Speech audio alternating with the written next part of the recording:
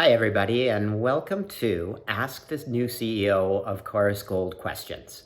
Since I've joined, I've received a bunch of inbounds from investors on a variety of questions. So I thought I would start just answering some of those questions in this format. Probably top of mind is the simple question, why did you join? And that's an easy one for me to answer. I've spent a lot of time in this industry. I've seen a lot of deposits. I've seen a lot of geology. I've seen a lot of exploration projects turn out successful. And when I was looking for an opportunity to join, I wanted to look for a company with a project in a sound jurisdiction. And I would say British Columbia is a very favorable jurisdiction from the perspective of exploration.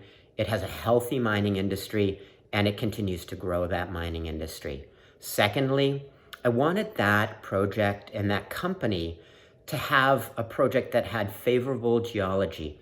And the South Caribou project certainly does. It lies to the south of our partners to the north, the Osisko Development Corp group, that has a very significant discovery. The geology at Barkerville is very similar to the geology in the South Caribou project. It is what's called an orogenic sediment-hosted gold deposit. And these projects have two really good qualities to them. One, they have scale. So if you look at Barkerville, it's a multi-million ounce camp, but there are also similarities to, say, Fosterville in the Victoria Goldfields in Australia. Again, we're looking at scale. But the other thing that is really attractive to sediment-hosted gold deposits is that they have grade. And in both those camps, we're finding very high grade. And we also see that at the FG and at the Gold Creek projects on the South Caribou Gold District. And I think that the other thing that I really liked about what Karus had was scale of property. With over 1,000 square kilometers and multiple early stage opportunities on that property package, we've got a lot of opportunity to not only look at those areas that are more advanced, but also to build up the earlier stage targets on the property, because they might lead to new discoveries that we haven't even contemplated yet. The other question I'm hearing a lot is, what are your plans for 2021? Well, look, let's get back to that large land package. It's over 1,000 square kilometers. It has a lot of opportunities, and we know very little about the early stage prospects on the property package. So one of the things we want to do is we want to really build up those opportunities to the point where we can think about drill testing, maybe later in 2021 or in early 2022.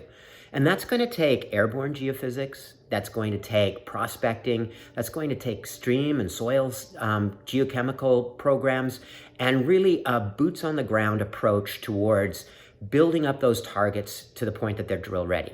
At the same point in time, we have Gold Creek and we have FG, two advanced stage projects that we're really interested in developing. At Gold Creek, I would say the key priority there is demonstrating continuity of mineralization.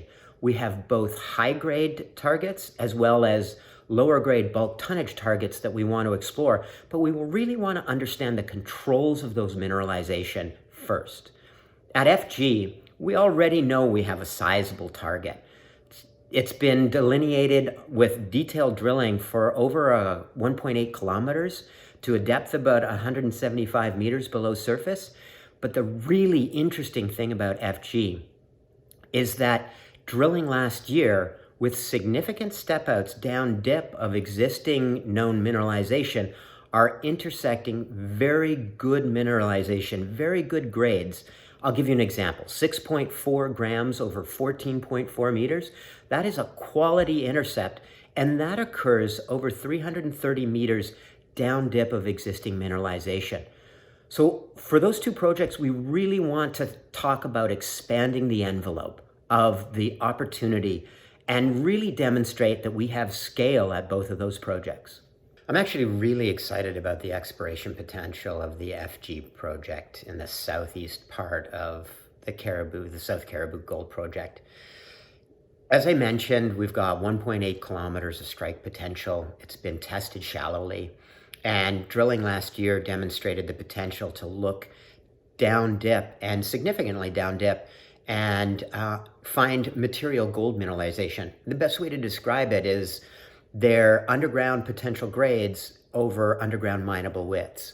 And that's really important from our perspective. So this year at FG, we're really going to focus on expanding that envelope, really testing that strike potential of that deeper mineralization that we've intersected. We've got some structural ideas about what's going on. We think we're dealing with northwest trending corridors. We think we've identified another northwest trending corridor. And if we're successful at showing that, and certainly drill results are suggesting that we are, then we've got a lot of strike potential to build up this year.